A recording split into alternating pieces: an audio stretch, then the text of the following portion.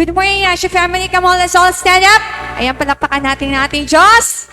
Todo na ba yan para sa ating Panginoon? Salamat, Panginoon, na iningatan mo kami, O Diyos, sa kabutihan mo na hindi nagbabago. At ikaw lang ang pupurihin namin.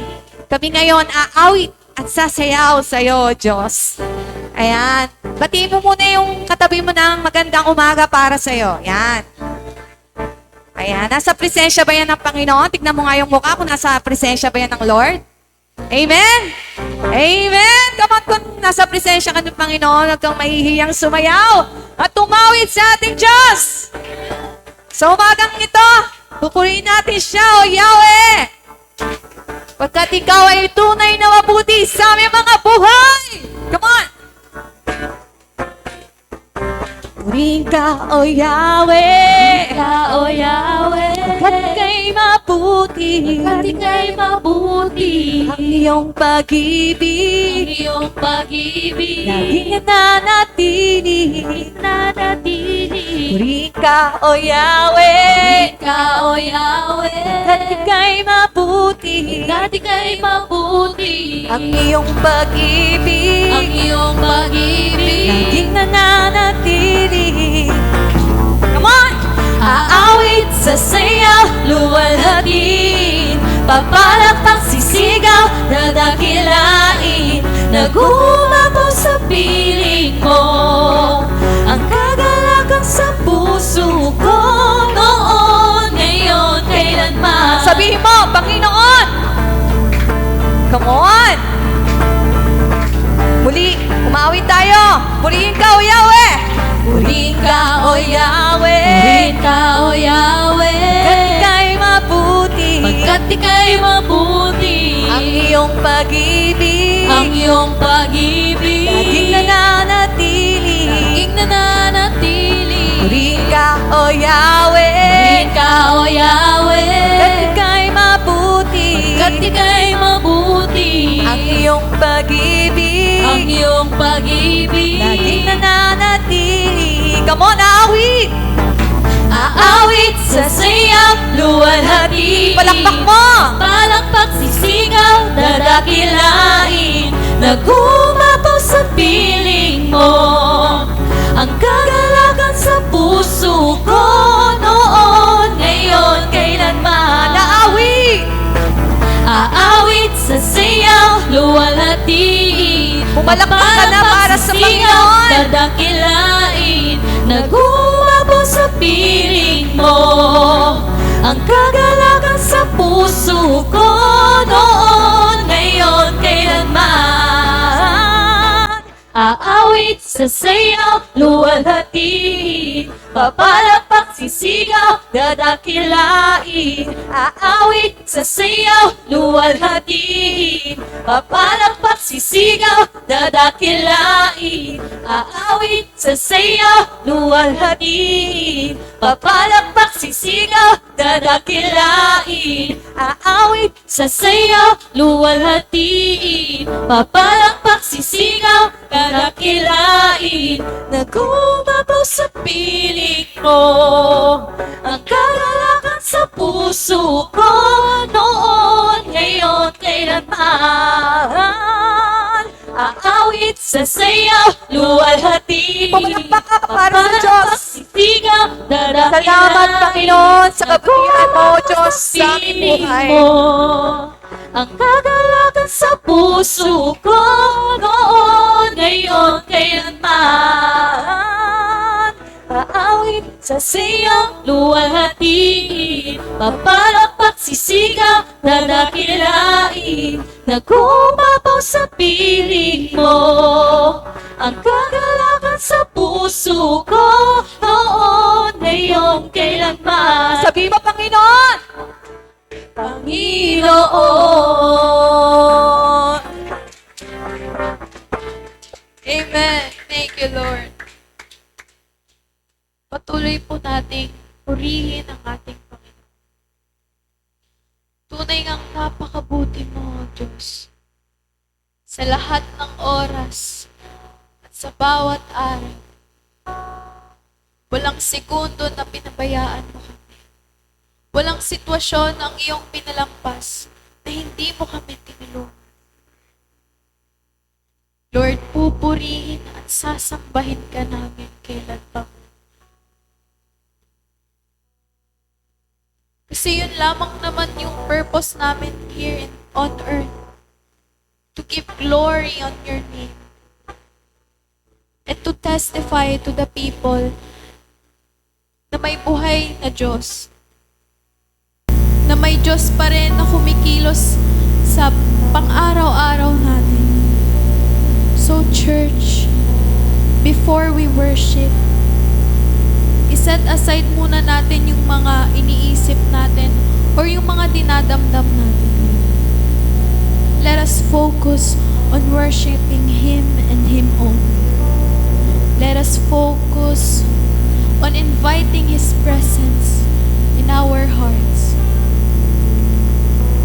Let's pray. Heavenly Father, maraming salamat sa pagmamahal at pag-aaruga mo sa amin. We surrender everything to you, Lord. Sorry kasi minsan nakakalimutan na po namin na may isang Panginoon pa rin na tumutulong sa amin. Sorry kasi minsan or madalas ginagawa namin yung mga gusto lang namin. And hindi po namin iniisip yung gusto nyo po para sa amin. Lord, sorry kasi hindi na namin nagagawa yung purpose namin. So ngayon, church, I hope yung fire sa puso natin na maglingkod at mag-give ng glory sa name ni Lord ay muling bumalik at muli mag-alab ng mas malaki pa sa nauna. Lord, fill us with your love. Fill us with your Holy Spirit. Dwell on us. Thank you, Jesus. Sabahin natin ang ating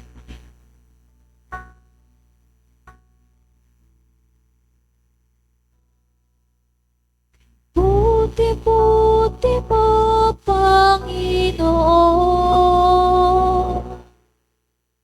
sa lahat ng oras, sa bawat araw, kay laging tapat kong magmahal. Ang iyong kaawa ay sa walang hanggan.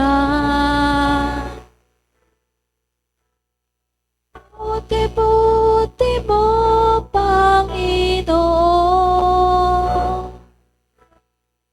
sa lahat ng oras, sa bawat araw. Ikaw lang, ika'y laging tapat kong magmahal. Ang iyong kaawa ay sa walang hanggan. Pinupuri, sinasamba kita. Dakilang Diyos at Panginoon, tunay ngang ika'y walang katulad, tunay ngang ika'y di nagbabago. Mabuti ang Diyos na sa amin ay nagmamahal. Pinupurit, sinasamba kita. Dakilang Diyos at Panginoon, tunay ngang ika'y walang katulad, tunay ngang ika'y di nagbabago. Mabuti ang Diyos na sa amin ay nagmamahal. Ngayon, church, as we are about to sing again, Let us sing with all of our hearts. Let us sing like there's no tomorrow. Let us sing na parang nandito si Lord sa harap mo. Sabihin mo sa Kanya na ang buti-buti mo, Panginoon. And hindi lamang sa bibig, ngunit sa iyong puso at isipan mo. Come on, let's worship. Okay. Buti-buti mo, Panginoon, sa lahat ng oras, sa bawat araw. Ika'y laging tapat kong magmahal. Ang iyong kaawa ay magpa sa walang hanggan. Pinupurit, sinasamba kita. Dakilang Diyos at Panginoon. Tunay ngang ika'y walang katulad. Tunay ngang ika'y di nagbabago. Mabuti ang Diyos na sa amin ay nagmamahal. Pinupurit, sinasamba kita. Dakilang Diyos at Panginoon. Tunay ngang ika'y walang katulad. Tunay ngang ika'y di nagbabago. Mabuti ang Diyos na sa amin ay nagmamahal. Kay buti-buti mo, Panginoon, sa lahat ng oras, sa bawat Ikaw ay tapat.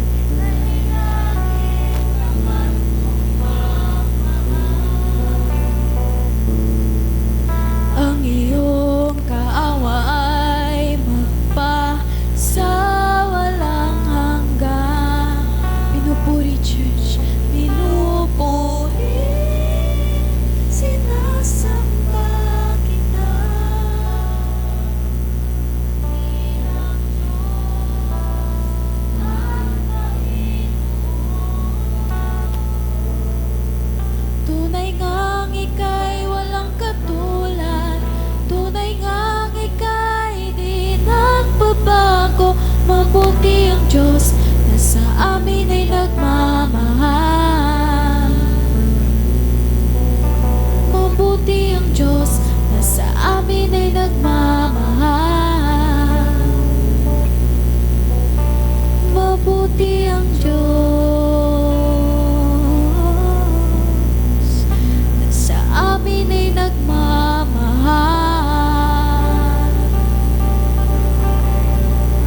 Thank you, Jesus. Sadya nga, Panginoon, na napakabuti at tapat mo sa amin.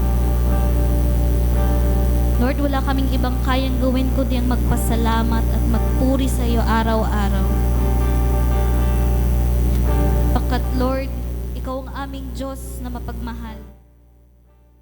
Ang aming Diyos na nagtutuwid sa aming mga pagkakamali. Salamat dahil hindi ka nagsasawang turuan kami, Lord, at isaayos. Salamat, Lord, sa proteksyon. Salamat sa pag-iingat sa amin, Panginoon. Meron man po kaming mga pinagdadaanan, pero alam namin, Lord, na mapagtatagumpayan namin lahat ng to. In your name, in Jesus' name. And I know, Lord, na pinagdadaanan namin to dahil meron kang gustong ituro sa amin. And I pray that you open our hearts and minds to accept kung ano man po yung pagtuturong iyon, Panginoon. Na hindi ito maging dahilan para lumayo kami, Lord, pero maging dahilan para mas kumapit kami sa iyo. Salamat, Lord, dahil natagpuan mo kami at nilukob mo kami ng iyong presensya. Salamat sa kabutihan mo, Lord. Hindi ka mapapantayan. In church, as we continue to worship, I would encourage you na sambitin mo yung mga salitang pasasalamat sa Panginoon. Let's take yung 1 to 2 minutes para lang purihin siya, pasalamatan siya. Dahil ang Diyos ay mabuti. Hindi dahil tayo ay mabuti, kundi siya ay mabuti. Come on, church. As a family, let's all pray. Let's all sing praises. Let's all shout gratefulness sa Panginoon. Thank you, Jesus.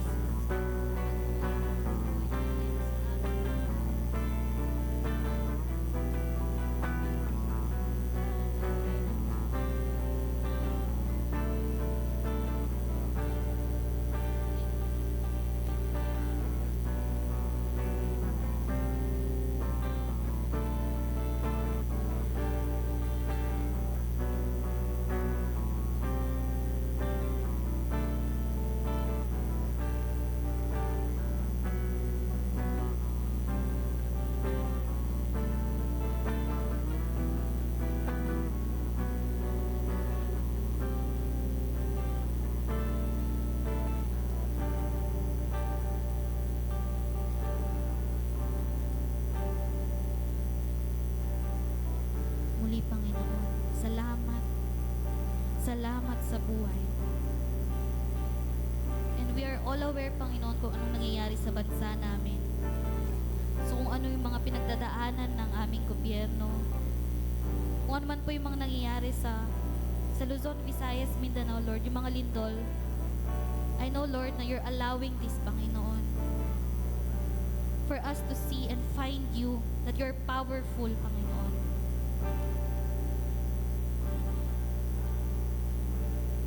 And again, Panginoon, we're thankful kasi safe kami, Panginoon. And I pray blood covering sa lahat ng mga anak mo, Panginoon.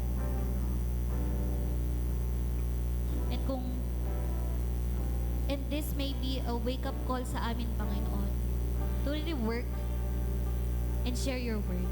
Dahil madaming taong kailangan ka, Lord.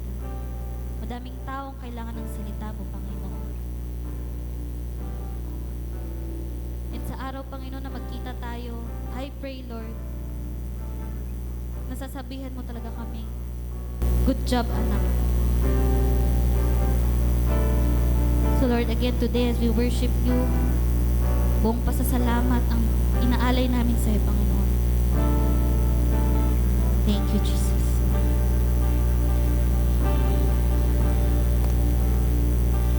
Aking mahal, ang iyong habag ay di titila. Ang buhay ko, hawak mo kailan pa man. Sa sandaling pagmula hanggang sa paghimbing, pupurihin ko ang kabutihan mo, O Diyos. Walang hanggan yung katapatan, walang hanggan ang iyong kabutihan. Hanggat ako'y nabubuhay, pupurihin ko ang kabutihan mo, O Diyos. Aking mahal, ang iyong habag ay di titila.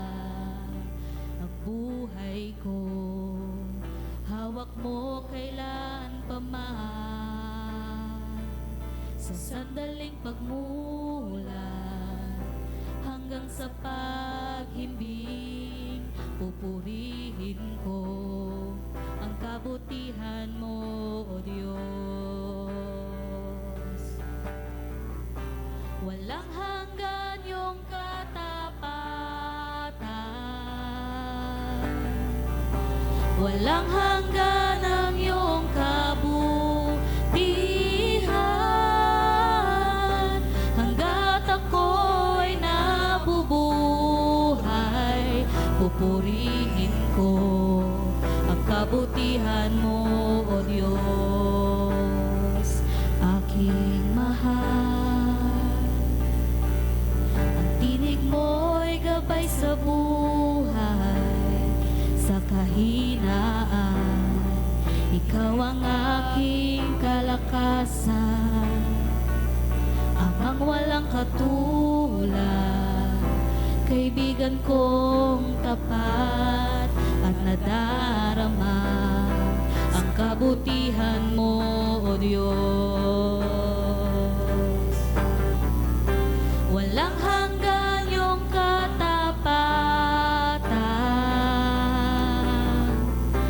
walang hanggan ang iyong kabutihan. Hanggat ako'y nabubuhay, pupurihin ko ang kabutihan mo, O Diyos. O Diyos, ako'y binihag ng kabutihan mo. O Diyos, ako'y binihag ng kabutihan mo. Sinusuko ko buong buhay ko, ako'y iyong-iyo. O Diyos, ako'y binihag ng kabutihan mo. O Diyos, ako'y binihag ng kabutihan mo. O Diyos, ako'y binihag ng kabutihan mo. Sinusuko ko buong buhay ko, ako'y iyong-iyo. O Diyos, ako'y binihag ng kabutihan mo. O Diyos, ako'y binihag ng kabutihan mo. O Diyos, ako'y binihag ng kabutihan mo. Sinusuko ko buong buhay ko, ako'y iyong-iyo. O Diyos, ako'y binihag ng kabutihan mo. In church, with just our voices, again, awitin natin. Walang hanggan yung katapatan,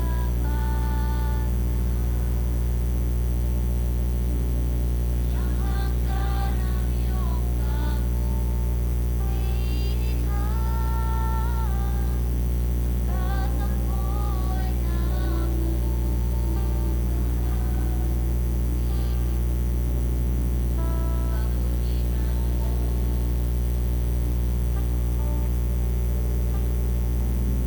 walang hanggan yung katapatan, walang hanggan ang iyong kabutihan.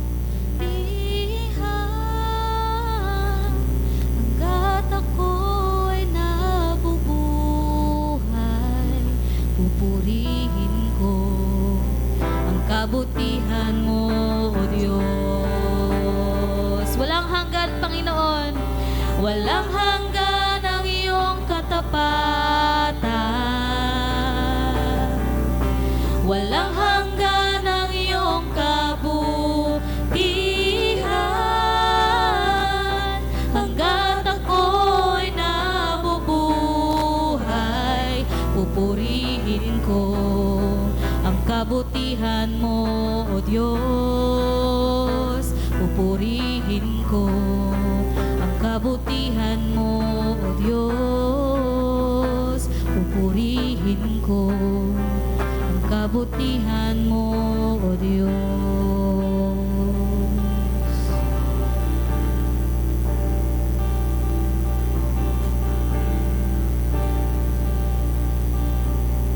Tunay ngang mabuti po ang ating Panginoon.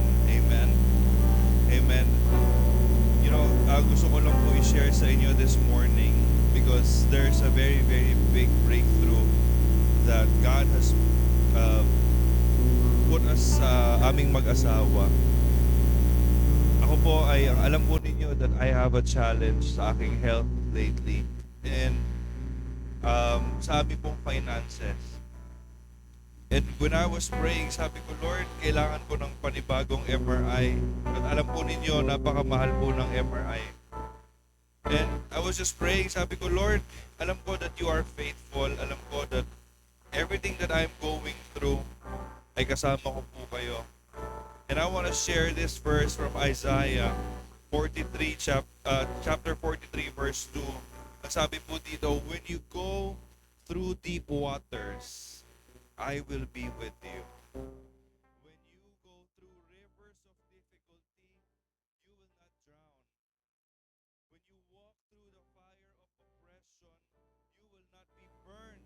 The flames will not consume you. And even po na ako'y dumaan sa hindi magandang sitwasyon sa aking health, sa aking finances, but God reminded me of this word that I will be with you. Ganun po kabuti ang ating Panginoon that sometimes He allows yung mga challenges, He allows yung mga problema po sa ating buhay. It's not to harm us. It's not na para pahirapan tayo. But it is a reminder na anumang hirap ng sitwasyon natin, isa lang ang sinasabi ng Diyos, anak, kasama mo ko. Ganyan kabuti po ang ating Panginoon. And praise God, nung malapit na po ako, kahapon po ako nagpa-MRI. Nakapagpa-MRI po ako. You know why? Because God used people para po mabayaran po ang aking MRI. And I want to share to you today, that is the goodness of God. That is the faithfulness of God, lalong-lalo na sa mga anak niyang nagtatapat at nananatili sa Kanya. Amen? So, ganun po kabuti ang ating Panginoon. So, can we all just, before we start listening to His Word, can we just, again, praise and declare how good He is. Come on, let's just praise Him again. Let's just worship Him. Sabihin natin, walang kapantay ang iyong katapatan. Come on, let's just worship. Walang hanggan. Walang hanggan yung katapatan.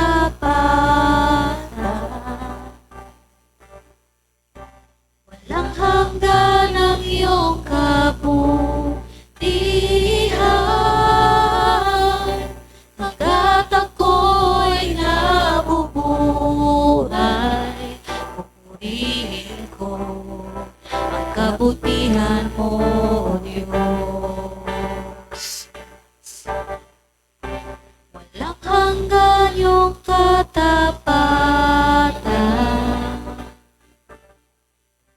Walang hanggan ang iyong kabutihan.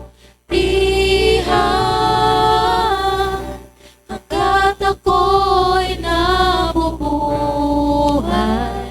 pupurihin ko ang kabutihan mo, O Diyos.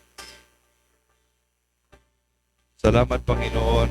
Thank you, Lord, for just being who you are. Salamat, Panginoon, because you are our God. A God who never leaves us, Lord. And a God, Lord, that you allow trials. You allow situations in our lives, oh God. It's not because you don't love us, but it is a sign and it is a message, Lord, na talagang mahal mo kami because you want to work in our lives, Panginoon. Salamat, Panginoon, as a reminder that every situation sa aming buhay, it is an opportunity for you to work miracles, to work big things sa aming mga buhay. Tunay nga, Lord, napakatapat po ninyo, Panginoon. Maraming salamat, O Diyos. Today, we come to you, Lord, with all humility, asking, Lord, for wisdom, knowledge, and understanding, Lord. That as we listen to your word, we pray that you open up our hearts, you open up our ears, O God, so that we may hear your word. Holy Spirit, we welcome you right now. We welcome you. Move in this place. move in our hearts. Lord, we give you the liberty to move in our lives. Speak to us, Lord. Minister to us, Lord. Open up our spiritual ears, Lord. So, Lord, yung marinig po namin na salita ay hindi po ito masayang, kundi ito maitanim po sa aming mga puso at magamit po namin, Lord, to give you glory all the days of our lives, O God. Today, Lord, we just want to praise you. We just want to say, Lord, napakabuti mo, Panginoon. Tunay ngang ika'y tapat, Panginoon. Walang hanggan ang iyong katapatan, Panginoon. Hanggang magpakailanman, ikaw ang aming Diyos, ikaw ang aming Ama, na kailanman hindi kami pababayaan, Panginoon. Today, Lord, we just give you all the glory, we give you all the praises, and this is our prayer. In Jesus' name, and everybody say, Amen and Amen. Pwede ba palakpakan natin ang Panginoon? Palakpakan po natin ang Panginoon. Amen and amen. Sige po, pwede pang i-high five mo yung katabi mo. Sabihin mo, are you ready? Are you ready? Kasi God has prepared something for us today. Amen? Amen. Sige po, i-face pa mo muna yung nasa likod, nasa harapan, at nasa gilid mo. Sabihin mo, makinig tayong mabuti. So for the next 45 minutes, wala munang magkukwento. Sabihin mo, huwag mo muna akong dadaldalin. Kasi si Lord lang ang gusto kong kausap ngayon. Amen? Amen? Amen? Sige po, we may now all sit in the presence of our God. Amen. Amen.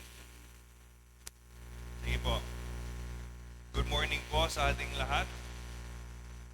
Good morning po. Alright. So, sino po ang na-bless sa ating worship? Amen. Sino po ang naka-feel talaga ng presence ng Lord habang tayo po ay pupuri sa Kanya? Alright, so today, ready na po ba tayong lahat? Amen. Ready na po ba tayong lahat? Amen. Alright, so today, what we're going to talk about is a very, very important trait ng isang Kristiyano. Wow. Sino po dito ang Kristiyano? Sino po dito ang may Panginoon sa kanyang buhay? So kung may Panginoon ka and you declare to yourself and to other people that you are a Christian, makinig po tayo. Because this is a very, very important trait na kailangan po nating matutunan. Amen? Okay? Wala na akong kausap. Yan. Amen. Alright. Sino po dito ang madalas, may mga pinagdadaanan po tayo sa buhay? Yan. Okay? And sometimes, na parang feeling mo, pag may pinagdadaanan ka, you are just so defeated na parang hindi mo na alam ang gagawin mo. Right? Alam niyo po ba, sa buhay po natin, na kailangan maintindihan natin na hindi mahalaga, okay? Hindi mahalaga ang iyong pinagdadaanan. Sabi mo sa tabi mo, hindi mahalaga ang pinagdadaanan. What does that mean? Hindi po, kasi at tayong mga tao, kahit tayong mga Christian, binibigyan po natin ng importance yung problema. Come on. Binibigyan natin ng kahalagahan ang problema na dumarating po sa atin. But today, I'm here to tell you, hindi mahalaga ang pinagdadaanan mo, mas mahalaga kung paano mo ito pinagdadaanan. Amen? Do you believe that? Na hindi mahalaga ang problema, mas mahalaga ang kung paano mo pagdadaanan ang problema. Because how you respond to the problem determines the outcome. Do you agree? How you respond to the problem will determine your outcome. And when I want to tell you today that no matter how ugly your situation is, yan. Tignan mo nga yung buhay mo ngayon, may mga ugly situation ka pa. Right? Meron po tayo mga ugly, hindi ka nais-nais, o maaaring hindi kaya-ayang pinagdadaanan po sa ating buhay. Kagaya ko po, I've been going through yung health difficulties po ng health ko, ng aking spine, and then yung sa aking finances. But isa lang po ang pinaintindi sa akin ng Panginoon. Ang sabi niya, hindi mahalaga yung problema mo, but what I want to see is how you go through that problem. Meron ka ba talagang pananampalataya? Meron ka ba talagang pagtitiwala sa ating Panginoon? Or meron ka ba talagang tinatawag na consistency doon sa iyong sinimulan na pananampalataya? Kasi madali po magsabi na meron tayong pananampalataya, pero pagdating sa gitna, parang nawala yung pananampalataya. Kasi mas nabigyan po natin ng importance ang ating problema. Kapag mas malaki ang problema kaysa sa pananampalataya, ay talagang may problema. Tama po? Pero kapag ikaw ay dumadaan sa problema, ikaw ay dumadaan sa pagsubok, pero mas malaki ang pananampalataya mo, congratulations. Because God is about to break you through that problem. Amen po ba yun?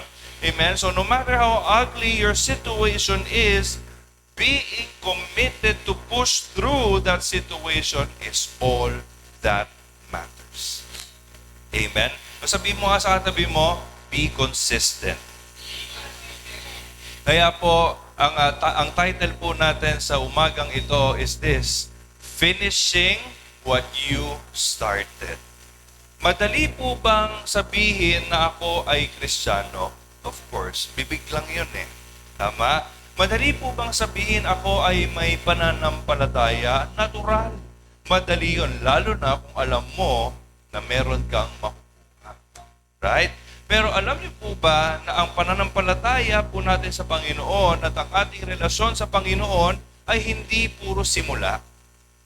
Kailangan kapag sinimulan mo ito, tapusin mo hanggang dulo. Sabi mo sa katabi mo, tapusin natin to hanggang dulo. You see, being committed is the most important trait po nating mga Kristiyano. It is the most important trait, but it is the least na ginagawa nating trait. Madaling magsimula, pero mahirap magpaka-consistent. Tama po? Masarap naman kasi talaga sa unang wow, doon pala sa church na yon, pataas-taas kamay, malamig. Sa bahay namin may free trial. Free trial ng what's to come. Pero pag dito, ang lamig, ang sarap, nakakapagpuri talaga sa Panginoon. Tapos, mamaya may kape, mamaya may pagkain, at dali, may sabihin, may faith ako. Tama? Christian pala ako. Right? Pero pag dumating na talaga ang problema, teka. Parang ayoko na maging Christian. Bakit? Kasi nung hindi pa ako Christian, parang mas konti ang problema. Tama? Pero ngayon naging Kristiyano ako, nagkaroon ako ng pananampalataya, naku, parang mas maraming problema. And gaya po na sinabi ko sa inyo kanina, ano man ang laki ng problema mo, anong gano'n man kadami ang problemang inaalaw sa iyo ng Panginoon, huwag kang matakot. Sabihin mo, huwag kang matakot. Bakit? Kasi every situation of your life, okay, it is an opportunity for God to move in your life. Amen? Kaya, huwag kang matakot. Amen? You see, being committed is the most important trait po nating mga Kristiyano. Kapag sinimulan mo, tapusin mo. Marami po sa ating mga Pilipino, dyan tayo talo. Magaling tayo magsimula, pero pagdating sa gitna, hindi natin matapos-tapos. Tama po? Parang ganito, magpapapayat ako. Tama? Magpapapayat ako, magda-diet na ako. Eh kaya lang, ang sarap ng ulam. Ang sarap ng kanin, bagong saing. Sayang naman kung di ko kakainin. Diba? Meron pang ganito, meron pang ganito. Diba sabi ni Lord, dapat good steward tayo. Huwag natin sayangin ng pagkain. Tirahin eh. Diba ganun? So, sira ang diet. Tama po ba? So, kailangan, kung ano yung sinimulan mo, dapat consistent ka matapos po yun. Amen? Amen? Parang nagpapagod.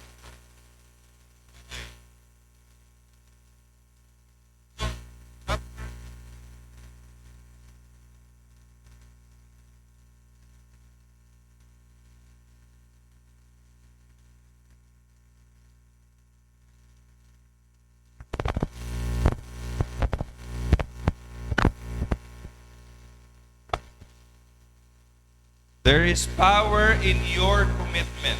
So tapigin mo ang katabi mo, sabihin mo, may power pala doon. Ang problema, may power pala sa commitment, pero yun ang madalas na hindi natin ginagawa. Amen po ba? Ang pagiging committed natin is an essential tool for us to grow out and push through a situation. Amen? Ang commitment pala ay pinakamalaking sandata po natin bukod sa pananampalataya para po tayo ay makalabas dun sa sitwasyon ng ating buhay ng matagumpay. Amen po ba? Remember this, kapag walang commitment, walang advancement. Sulat niyo po yan. Kapag walang commitment, walang advancement. Natural, kapag wala kang commitment, sigurado kung saan ka nagsimula, dyan ka na lang din. Amen? Kaya po walang advancement. At sa bawat relasyon po natin, sa pamilya, sa anak, sa kapatid, sa asawa, no? At lalong-lalo na sa Diyos, commitment in a relationship is crucial. So napakahalaga po na even in our relationship with God, and even in our relationship with other people, you have a strong commitment. Kasi ito na lang yung mapapakita natin na totoo tayo sa ating Panginoon. Kasi alam niyo po ba na tayo po ay totoo namang hindi tayo karapat-dapat mahalin ng Panginoon. But God was so committed to you that He also gave you His Son. And His Son, si Jesus, ay nagpaka-committed din sa iyo. So what in the world tells you that you should not be committed to God and Jesus? Amen? So kung ang Diyos ay kayang magpaka-committed sa iyo, hindi ba dapat tayo mas committed tayo sa ating Panginoon? Amen? So kapag walang commitment, hindi lalago ang relationship. Malinaw po ba? Ito pinaka-best example, si Mami Nina at si Daddy. Sila ito. Si Tita Mirna at saka sila Tito Alex. Sigurado ilang taon na sila. Tama? Hindi naman siguro ngayon lang nag-boyfriend silang dalawa. No? But over the years, makita ninyo, kahit maraming pinagdaanan, maraming pagsubok, but hanggang ngayon, matatag pa rin sila. Kasi committed sila. Kahit pangit na ang ugali ng isa. Tama? Kahit na hindi nakanais-nais. Kahit na minsan gusto na nilang ganunin talaga, pero committed pa rin sila. Kasi noon ang tinuro po sa ating mga elders, no, what you started, you have to finish. Sabi nga po, parang ang pag-aasawa ay hindi parang kanin na mainit. Pag sinubo mo na paso, itudura mo. That is the best example of commitment. Pag isang bagay sinimulan mo, tapusin mo. Amen? So kapag tayo po mga Kristiyano, walang commitment, walang fulfillment. Amen? Pag isang Kristiyano walang commitment, walang fulfillment. At lalong-lalo na kapag ang isang Kristiyano ay walang commitment, sigurado, walang personal growth na nangyayari. Amen? Kaya, listen, hear me out on this. Ang taong walang commitment, sigurado, sa dulo, defeated. If a person is not committed in what he is doing, in the end, you will be defeated. Why? Kasi commitment is important. Sabi ko nga kanina, commitment is important sa relationship. Commitment is important sa pagdadiet mo. Commitment is important sa pag-aaral mo. Commitment is important sa pag-church mo. Lalo na commitment is important sa faith mo. Amen? Commitment is important sa ating pananampalataya. Why? Because commitment produces consistency. Amen? Okay, kapag ikaw ay committed ka, mapuproduce yan ng consistency. Ano yung sabihin ng consistency? Na kahit anuman ang pagdaanan mo, yung commitment mo at yung pananampalataya mo will always be the same. Kaya meron o wala, your faith is there. Amen po ba? Okay, so sabihin natin consistency.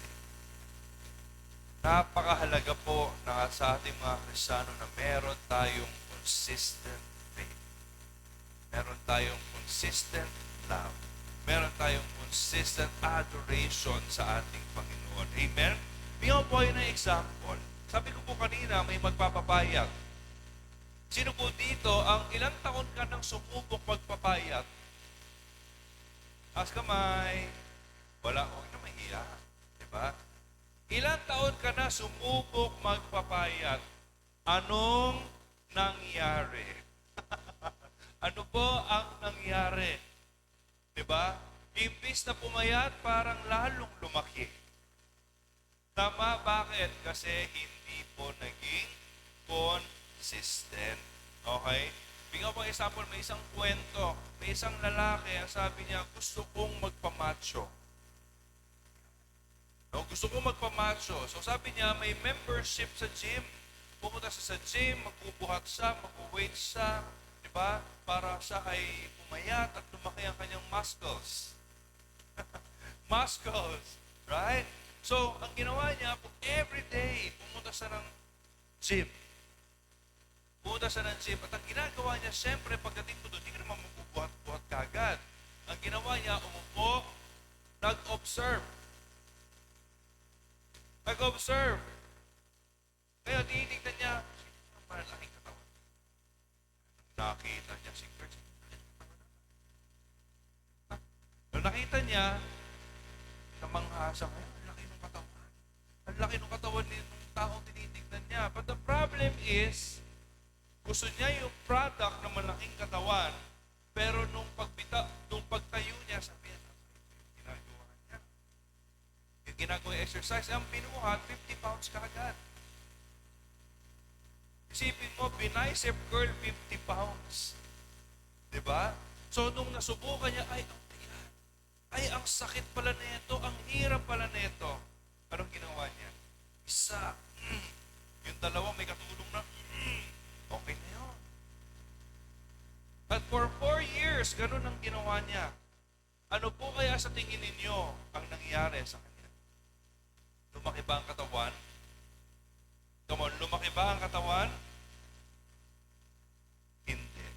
Bakit?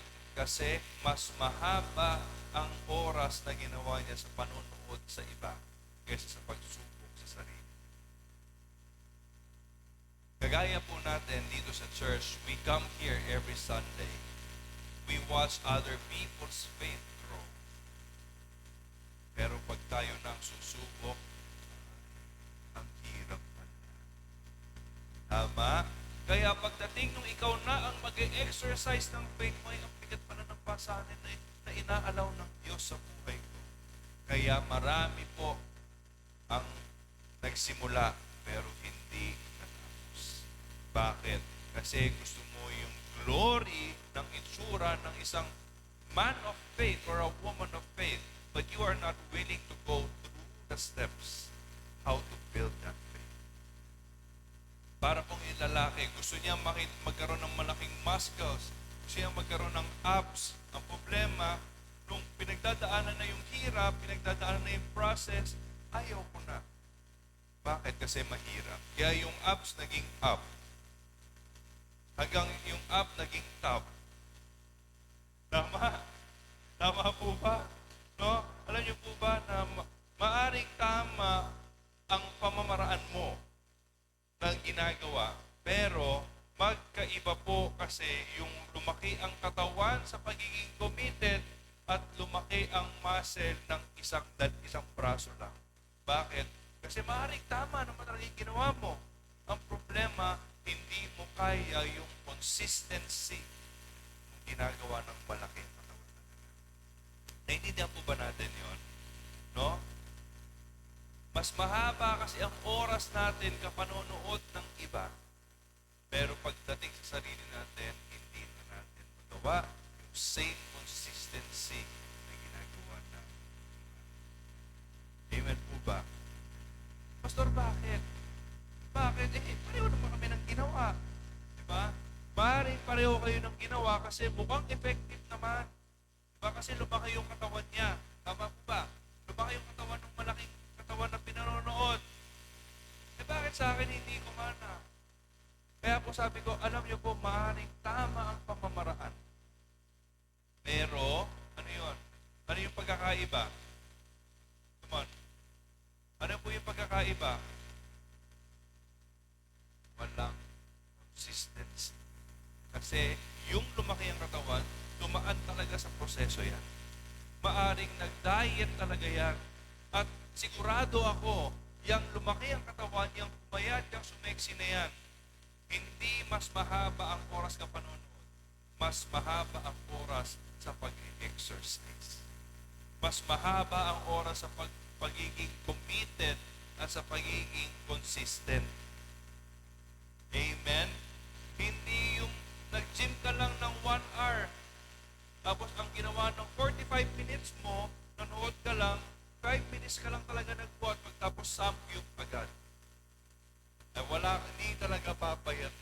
Amen po ba? Diba mas masarap kumain pagtapos ng exercise? Tama? But it takes discipline. Sabihin mo nga, discipline. Consistency.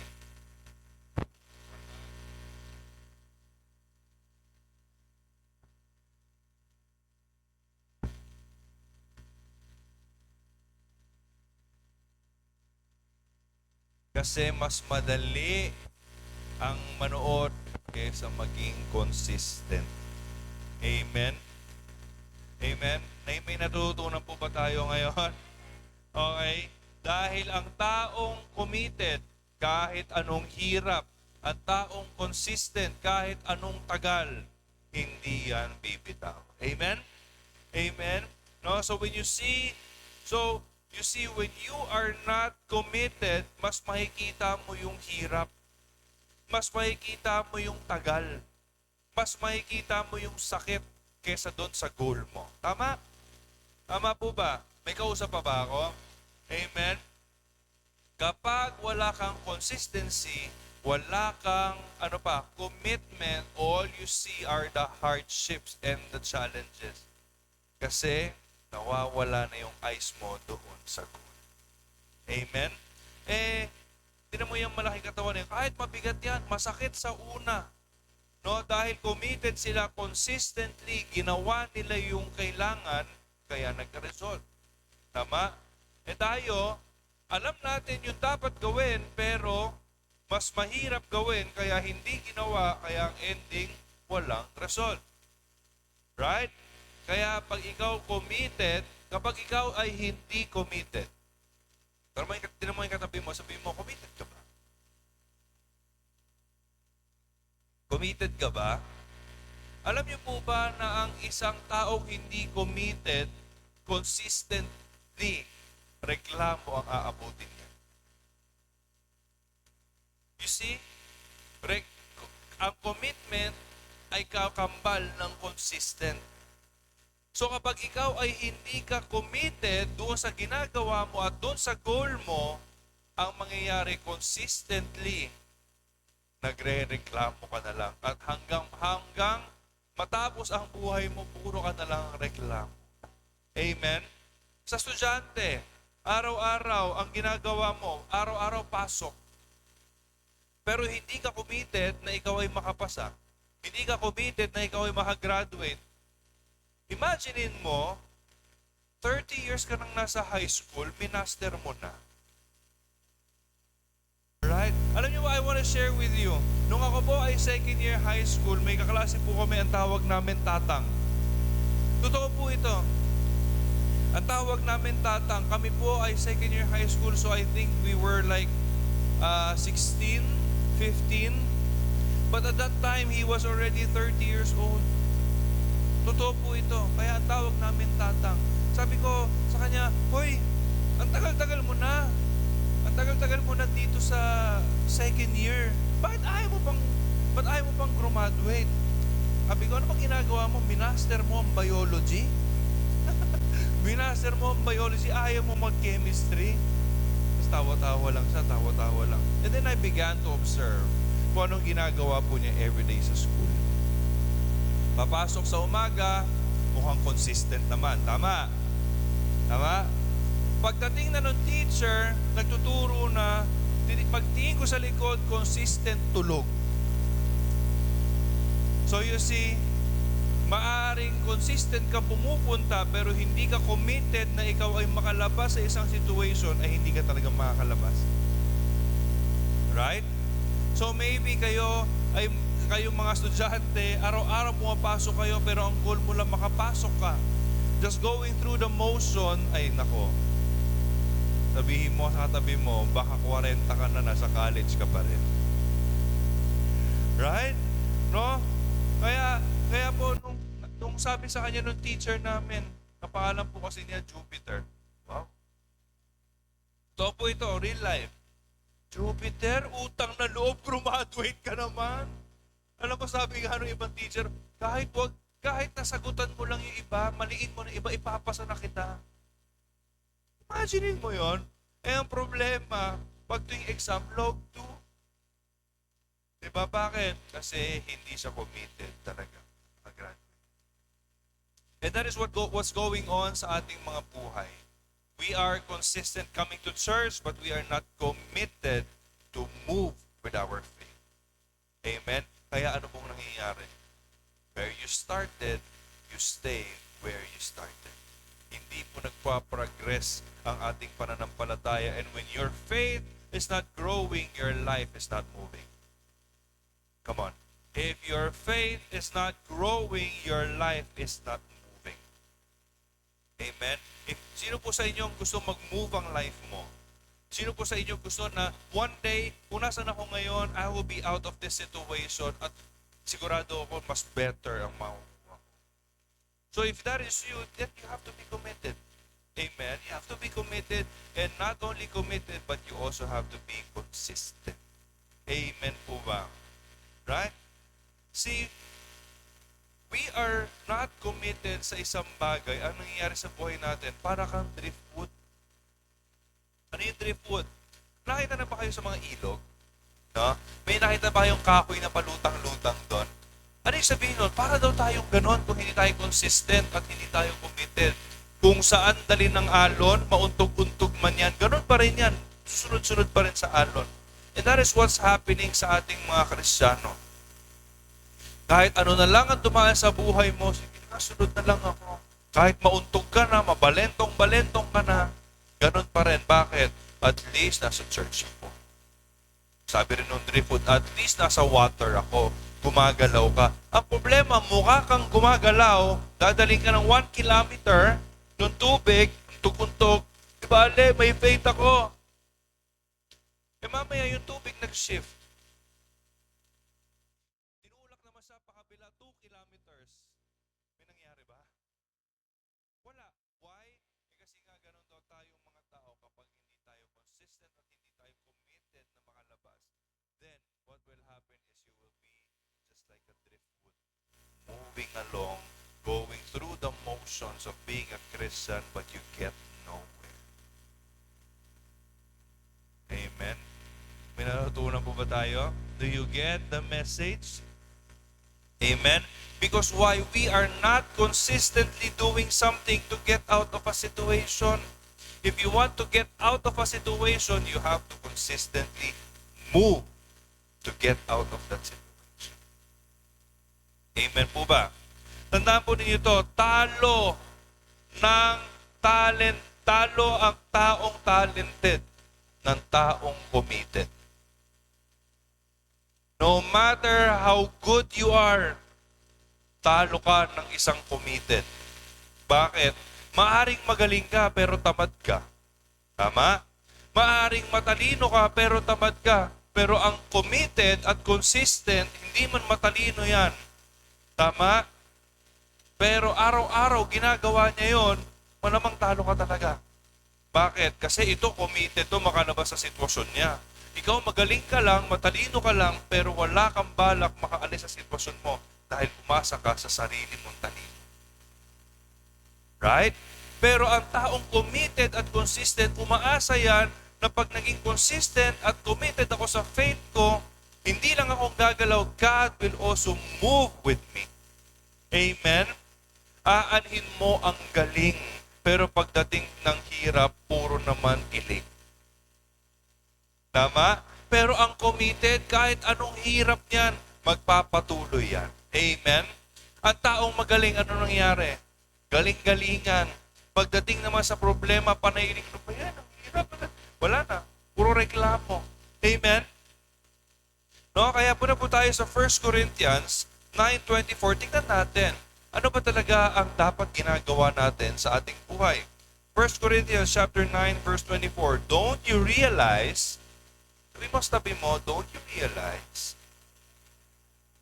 that in a race everyone runs, but only one person gets the prize. So run to win. Sabi mo sa tabi mo, run to win. Ano po sabi ng verse na ito? Napakatalino po talaga ng ating Diyos. Nasabi ng ating Diyos, hindi mo ba nare-realize, di ba, na sa isang karera, marami naman talagang tumatakbo, tama? Sa buhay, marami naman talaga ang tumatakbo, tama? Marami ang pilit na bubuhay, pero hindi lahat nagwawagi. Hindi lahat nagtatagumpay. Bakit? Bakit hindi lahat nagtatagumpay? Bakit po? Because hindi sila consistent. Sa tingin nyo to, ano sabi dito? But only one person gets to win the prize. Can I rephrase this? But only the consistent wins the prize. Only the committed na tumakbo at hindi huminto, yun ang nakaabot sa finish line. Amen? Kaya sabi ng Panginoon, tumatakbo ka na rin lang. Gawin mo na ng committedly. At gawin mo na rin consistently para you can win the prize. Amen? Sabi mo, run to win. No? Kaya marami ang Kristiyano, hanggang ngayon ang life and the life of faith is still the same. Why? Because they are not running to win. Ay, tumatakbo lahat. Sige, takbo rin ako. Pero ano saan ba tayo pupunta? Wala, hindi alam. Tama? Kaya pag hindi mo alam ang pupuntahan mo at hindi mo gusto yung pupuntahan mo, wala, ang takbo nun. Takbong para ka lang manok na, alam mo yun, na pinugutan ng ulo, takbo ka lang ng takbo kung saan-saan. Right? Amen? Kaya po sabi dito, sabi sa Bible, Acts chapter 2 verse 42. Ano po sabi dito? All the believers devoted themselves to the apostles' teaching and to fellowship and to sharing in meals, including the Lord's Supper and to prayer. You see, ang sabi po dito, I want you to look at this, all the, what? Wow. Sino po dito ang believer? Taas ang kamay, seryoso. Sino po dito ang believer? Ano sabi? All the believers devoted or talagang naging committed. Tama? Do you see that? All the believers ay naging devoted or committed. Saan daw? Sa mga tinuturo sa kanila ng mga lingkod ng Diyos. May natuturo ba sa inyo lingkod ng Diyos? Ano dapat gawin? Dapat maging committed sa pakikinig. At hindi lamang dapat maging committed sa pakikinig, dapat maging committed din tayo sa pagsusunod. Amen? No? Tignan nyo dito, pansin nyo dito. Bakit ang sabi, all the believers? Bakit po sa tingin ninyo? Kasi, alam nyo po ba na ang believer, yan ang unang-unang step ng pagiging isang Christian. First, you believe, right? Kasi you won't be here if you don't believe. Amen. So, yun ang unang-una raw na level ng mga Kristiyano. Number one, that you first become a believer. Tama? They committed themselves now to the learning and teachings ng mga apostles or lingkod ng Diyos. Does it sound good? Of course, it's good. It sounds good. Tama? Pero hindi lang tayo tinawag at tinubos ng Diyos. Hindi lang tayo tinubos ni Jesus para lang maging believer. Again, sino dito ang believer? Alam mo ba na hindi ka tinubos ng Diyos para maging believer ka lang? Hello, may kausap mo ba ako? Hindi ka tinawag ng Diyos para maging believer kasi ang believer, maaring believer lang yan. Tama? Naniniwala lang yan. Pero, tingnan nyo to. Marami naman siguro kayo kakilala, no? Marami kayong mga kamag-anak. Pag tinanong mo, naniniwala ka ba na may Diyos? Oo. Pero tinan mo paghapon, paggabi, anong ginagawa niya? Lasing. You could be a believer, pero lasing ko ka. You could be a believer, pero babaero ka. Tama? So, being a believer does not cut it. Hindi gusto ng Panginoon na manatili kang believer. Tama? Tinan mo, hanap ka ng mamaya po pag-uwi nyo. Hanap kayo mga nagiinuman. Tapos lapitan mo, Kuya, naniniwala ka ba na may Diyos? Oo, maraming ako alam tungkol sa Diyos eh. Sounds familiar? Sounds familiar? May ipag-argumento pa sa'yo yan. Ay, sa amin, hindi na kaya ganon. Hindi, mali yan. Di ba, ganon? No, you could be a believer, pero hindi ka naman living a life of a true believer. Kaya nga sabi ng Diyos, ayaw niya na maging believer ka lang. Amen. Tapos sa believer, huwag ka papayag na hanggang dyan lang ang level mo na believer ka pa rin hanggang ngayon. How many years have you been a believer? Maaring iba months, yung iba taon. Pero hanggang ngayon, 25 years ka na, believer ka pa rin. At ayaw ng Diyos yun. Because we are not just called to be a believer, but number 2, we are called to be a follower of Christ. May natutunan. Hindi lang puro believe, dapat may action din. Amen? Matthew chapter 4 verse 19. Ano po sabi dito?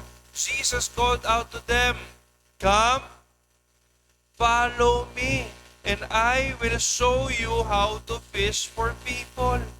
Hindi lang gusto ng Diyos na maging believer ka, ang gusto niya, follow Him. Diba? Alam niyo po ba yung ganda dati sa Sister I will follow Him? Alam niyo po ba yun? Ako lang pala yun. Okay.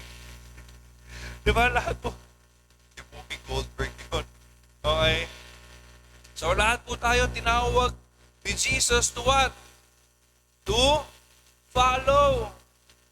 Kasi kung believe lang ang gusto ni Jesus sa'yo, hindi sana sinabi niya sa mga unang disciples, "Come, believe me." Tama? Pero ang sabi niya dito, "Come, follow me."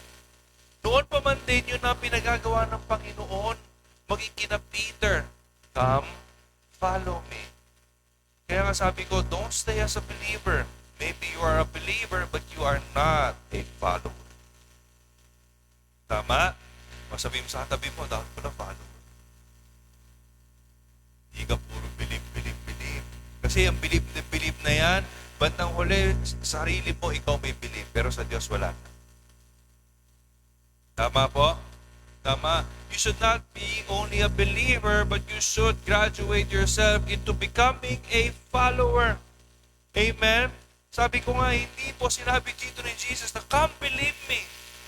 But the invitation of Jesus is to come, follow me. Amen? Kasi you could always be a believer, but being a believer does not make you a follower. Tama po? Ang follower, sumusunod. Ang follower, may ginagawa. Tama? Mara ikaw, puro ka believe. Alam mo, pag-pray mo nga ako, sister. Kasi masakit yung tiyan ko eh. Bakit? Ano ba nangyari sa'yo? May ulcer ako? Pag-pray mo nga ako. Believer, tama. Follow, kaya lang problema hanggang believer. Bakit? Kasi pag-pray mo nga ako, sister. Kasi Kasi may ulcer ako, ano ginagawa mo? Ito, umiinom pa rin ako ng mga acidic, umiinom pa rin ng suka, nagpapagutom pa rin ako. Kung hindi ka follower, wala kang gagawin to get out of that situation. Amen? Again, you can be a believer, but not a follower. Amen? No? Maaari, ano ba yung sabihin, Pastor? Ano ba yung sabihin ng follower? Ano ba yung sabihin ng follower? Ito yung, tandaan niyo po ito, sabi ko kanina, you could always be a believer. Sino po sa inyo believer kanina? Di ba sabi niyo lahat kayo believer? Ano ba yung sabihin ng believer? Ito yung mga naniniwalang may Diyos. At maaaring nandito ka, naniniwala kang may Diyos. Right? At kapag may tanong sa'yo, naniniwala ka ba may Diyos? Oo, member pa nga ako ng Yasha eh. Doon nga ako na church eh. Pero tinan mo ang buhay. Are they living a life of a follower? Tama? Kaya kailangan maging follower tayo. Follower nino? Jesus. Amen? Hindi yung follower, ay, nandun si crush, doon ako mag-church. Diba? Diba? Tama? Ako may ginala akong gano'n. Hindi ko sabihin. Kasi wala sa ngayon. Ay, huli. Huli. Okay. Tandaan mo nito. We could always be a believer but not a follower. What is a follower? Ito po, ang follower po, sila po yung mga natututo na maging committed sa church. Kasi pag believer ka, next week di mo na mag-church. Tama? Pwede na yan. May lakad kami, mag-mall muna kami. Diba? Tama? Believer lang naman eh. Wala mo sinabing committed eh. Kasi pag committed ka, you don't miss church. Kapag follower ka, lagi ka nandito. Bakit? Kasi dito mas natututo ka at mas natuturuan kang maging tamang follower. Amen? Hindi yung naniniwala, praise God, hallelujah. Pagdating, next week church tayo. Pag-isipan ko, busy na po eh. Hindi na follower yun. Amen? Right? Ang follower po ay committed sa church. Hindi ka na kailangan pa pakiusapan na halos suhulan ka pa para magsimba ka. Tama, na halos kailangan kalad ka rin ka pa. Uy, magsimba ka na. Sige na, sagot na sa pamasahin mo. Sige na, papakainin kita pag nasa mag-church. Wala. Ganun ba yung totoong follower? Diba ang follower, alam mo na pinupunta mo dito si Jesus at maayos si Jesus ang buhay mo. Tapos ikaw kailangan piniting ka pa. Tama? O, tabigin mo yung katabi mo. Sabihin mo, last time mo na itong pipiliting ka. Right? Dapat consistent. Kung gusto mo maging consistent ang pagbabago ng buhay mo, consistent ka rin pumasok sa simbahan. Tama? Kasi dito ka natututo eh. Tama po ba? Meron po ba sa inyo dito na hindi natututo sa church? Diba? Wala naman, lahat tayo every week may nakukuha tayong wisdom. Tama? Every week may nakukuha tayong revelation. Tama? So, paano yan? Ngayon nakakuha ka ng revelation, next week, next week, hindi ka pupunta, yung revelation mo, malay mo, para lang yun sa situation mo, yung mga sa susunod, wala na. Kaya, ang nangyayari, ang situation, same. Tama po? Alam niyo po ba, na kailangan na tayo ay hindi lamang naniniwala kay Jesus, kailangan sumusunod tayo kay Jesus. Amen? Pero alam mo ba that you can be a follower na sumusunod ka kay Jesus pero hindi ka pa rin, number 3, disciple ni Jesus. Alam mo ba na ang panawagan ng ating Panginoon ay hindi lamang maging follower ka, at hindi lang maging, ulitin natin, hindi lang maging believer ka, kundi maging follower ka. Pero hindi lang maging follower ka, kundi dapat maging disciple ka. Sino dito? Tanungin natin, sino naman dito ang follower ni Jesus? Di ba ko po? Ulitin ko. Sino dito ang follower ni Jesus? Sino dito ang disciple ni Jesus? Di ba? Mga natamad na magtaas ng kamay. Bakit? Ano ba? What does it mean to be a disciple of Jesus? Siyempre, isipin mo, from believer, Naging follower ka, tama? Kasi nag-upgrade dapat, consistent, dapat committed. Right? So from a believer, naging follower. From a follower, dapat committed ka, maging consistent ka to become a disciple. Ano ba yung disciple? Ito na yung nag-follow ka na kay Lord, nag-e-effort ka na. Amen? Nag-e-effort ka na, hindi yung pagkuportable, tsaka ka lang nasa simbahan.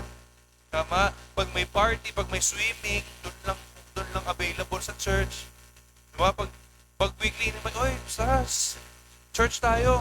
Busy ako eh, dami kong ginagawa. May sakit ang tuhod, sakit ang balakang ko, masakit ang ilong ko.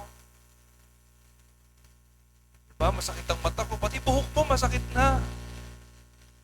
Pero subukan mo sa GC, tara, may church outing. Anong oras yan? Ang bibilis. Tama? Diba? Ang usapan, alas 8, alas 5, nangangatok na yan. Anong oras ba tayo aalis? Tama? Pero subukan mo, yung church, 10:30, darating yan 11. Minsan, sabihin pa, di ako nagising eh. Dahil di na ako nagising, late na, nahiyan ako pumunta. Wala, yung ba yung follower ni Jesus? Yung ba yung disciple ni Jesus? Pupunta ka lang kapag komportable ang pakiramdam. Pag komportable ang situation mo. Amen? Imagine niyo po ito, naniwala ka na lang din, naging believer ka na. Tapos nag-follow ka na kay Jesus, sumunod ka sa mga utos. Sinimulan mo na, tapusin mo na. Amen? O, tapigin mo yung katabi mo, sabihin mo, tapusin mo na. Gusto bang matapos? Tapusin mo na. Right? Kasi kung hindi mo tatapusin to, ako, tapos ka. Tama po ba? No? Kaya sabihin mo sa tabi mo, nagsimula ka na, naniwala ka na, nag-follow ka na, nag-effort ka na, huwag ka nang huminto. Tama? Huwag ka nang hihinto. Diba? Huwag ka nang hihinto. Nag-commit ka na lang din, gawin mo na consistently. Amen po? Are we learning? No? Nag-commit ka na lang din, i-commit mo na ng consistent. Right? You have to commit and be consistent. No? Not only to be a follower, but to become a disciple. Amen? Tingnan niyo po yung verse, sabi. Balikan mo yung verse, please. Ano po sabi ng verse dito? Jesus called out to them. Ano sabi? Come, follow me. O, asan dyan yung maging disciple ako? What is that? Fish. Ano yung sabihin dyan? You have to commit and not only to be a follower but to be a what? To become a disciple. Ano sabi dito? Come, follow me. Ito yung follower ka na. Tama? Pero alam mo ba na napakagaling ni Jesus? Kung hindi mo iintindihin talaga ang salita ni Jesus, wala kang matututunan. Tignan mo dito, sabi, come, follow me. Follower ka na. Tama? And I will show you. Ano yung mapakita? Ang disciple, ito yung tinuturuan. Kaya nga sabi, I will show you. Bagong revelation. I will show you. Ano yung sabihin nun? Ayaw ni Jesus na maging follower ka lang. Gusto ka niyang turuan personally. And a disciple is a student. Amen. Amen po ba? Yang disciple na yan, ang ibig sabihin yan, ano yun? A disciple is a student of life. Amen? Ang disciple is a student of life, of faith, and the life of Jesus. Kaya nga sabi ni Jesus, di ba? Come follow me, and I will show you. Or let me rephrase that. Come follow me, sumunod ka sa akin, i-disciple kita. Tama? Naigets? I-disciple kita. Right? Yan ang consistent na mag-aaral ka na, magpapaturo ka, hindi ka na nasasaktan pag nako-correct at naitatama ka. Ang totoong disciple, pag naitama ang sagot niyan, yuko, okay, thank you. Yun lang. Hindi yung tataas mo pa, ba, nakala niyang pastor na yan. Eh. Diba? Maraming ganyan eh. Tama? O, tinan nyo, yung mga nagyabang, asa na? What happened to the life? Di ba po mas lalong bumagsak? Amen? No? Hindi yung dapat puro tayo nasasaktan kasi si Jesus talagang ikokorek ka niyan face to face. Tama po ba? No? Hindi nasasaktan pag hindi tama. Alam niyo po ba ano yung sinabi dito ni Jesus na I will teach you? That is yung i-disciple ka niya. Ipapakita niya ng mas malalim. Sa madaling salita, pag sabi, tinan nyo dito, ito yung gusto ko dito eh. I will show you. Ibig sabihin nito, ang discipleship may personal touch talaga. Kapag personal touch, natural, matatamaan niya minsan yung ego mo, matatamaan niya minsan yung alam mo, di ba? Kaya huwag kang masasaktan kapag dinidisciple ka. Amen po ba? No? Ibig sabihin ito, si Jesus, gusto niya yung may personal touch sa'yo. Kasi kung hindi gusto ni Jesus na may personal touch sa'yo, hindi sabihin na lang niya ganito, come follow me, I will tell you how to fish for people. Pero sabi dito ni Jesus, I will show you. So sa madaling salita, may personal relationship, may discipleship. Hello, are you learning? Amen? Dapat, pero siyempre, teka lang, but wait, there's more. Hindi lang pala gusto ni Jesus na ikaw ay maging believer, maging follower, maging disciple. Gusto pala niya, ikaw din ay maging missional leader. Pastor, parang sobra naman yun. Wala naman nung nakitang nakasulat dun na. Balikan natin yung verse. Tingnan po tayo sa verse. Sabi dito, si Jesus, hindi ka lang tuturuan paanong mamuhay, gaya ng pamumuhay niya, tuturuan ka rin daw niyang gawin yung ginawa niyang misyon. Nakita niyo po ba yan? Tinawag ka ni Jesus hindi lang para maging maniwala sa Kanya, hindi lang para maging follower, follow, believer, follow, and then disciple. Ang gusto niya maging missional ka din. Ba't ko nasabi yun? Tingnan mo dito. And I will disciple you and train you how to fish for people. That is what you call missional na disciple. Amen? Makikita niyo ba yung tinuturo ko? Do you agree on that? Okay? Because kaya ka tinawag ni Jesus, hindi lang para sundan siya, kundi para maging disciple ka rin niya. Maging involved ka rin sa mission niya. Kaya nga sabi, ipakikita ko sa iyo kung papaano ring mamingwit ng tao. And that is the whole purpose and the mission of Jesus why He was here on earth. To save people. So kung believer ka, dapat follower ka. So kung follower ka, dapat disciple ka. Kung disciple ka, dapat missional ka. At ano ba yung mission mo? E di simple, mission mo yung mission ng sinafollow mo. Tama? At syempre, mission mo rin yung dapat yung mission nung nagdi-disciple sa'yo. And that is Jesus. Amen po ba? No? Meaning, kasama na tayo sa cause at mission ng ating Panginoon. Kung bakit talaga siya nandito sa lupa. Remember this po, while we are being disciple, dapat nagli-lead ka na rin ng ibang tao to become a believer, to become a follower, to become a disciple, and eventually maging missional leader din sila. Sabi ka kanina na Lynette, with what's going on sa buhay natin, sa bansa natin, no? People does not need a miracle. What they need is Jesus talaga. Kasi, bakit kung hindi kailangan ng miracle? Kasi kung miracle lang yan, magiging believer lang yung mga yan. Tama po ba?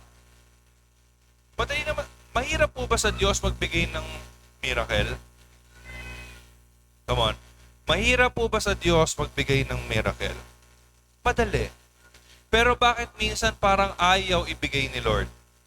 Because tayo mga tao, gusto mo lang kasi miracle. Kaya pag binigay sa iyo ni Lord ang miracle, ang ending, believer. Pero ang gusto ng Diyos, maging follower ka. Tama? Hindi ka lang maging follower, maging disciple ka. Tama? Para hindi ka lang miracle chaser, pero dapat chaser ka na ni Jesus.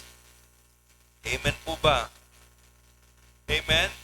Kasi kapag naging leader ka na, naging disciple ka na, then, and only then, we can say that we have extended the kingdom of God here on earth as it is in heaven.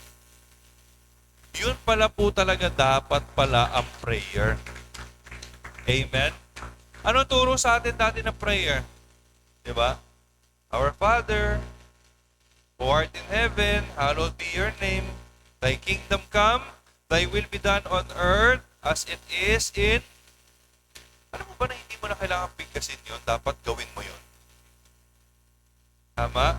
Pag binibigkas mo yun, ano yun? Believer ka. Tama?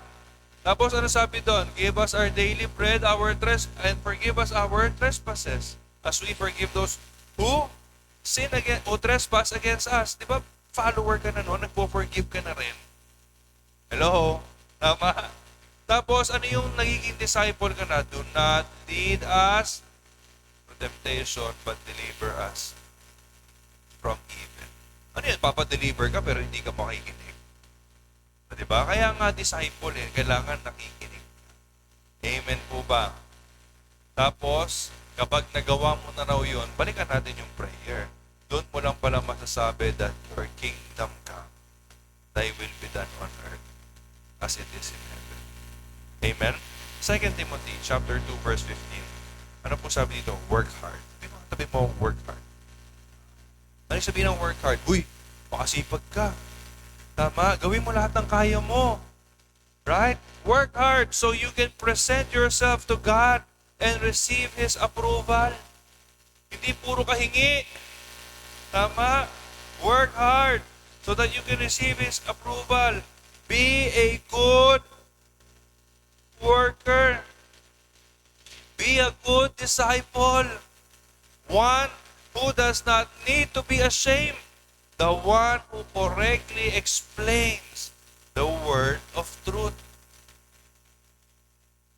Sa tingin mo ba, ang isang hindi follower at disciple mag-work hard? Ay, hindi talaga. Lalo kung believer lang yan. Ay, hindi mag-work hard yan.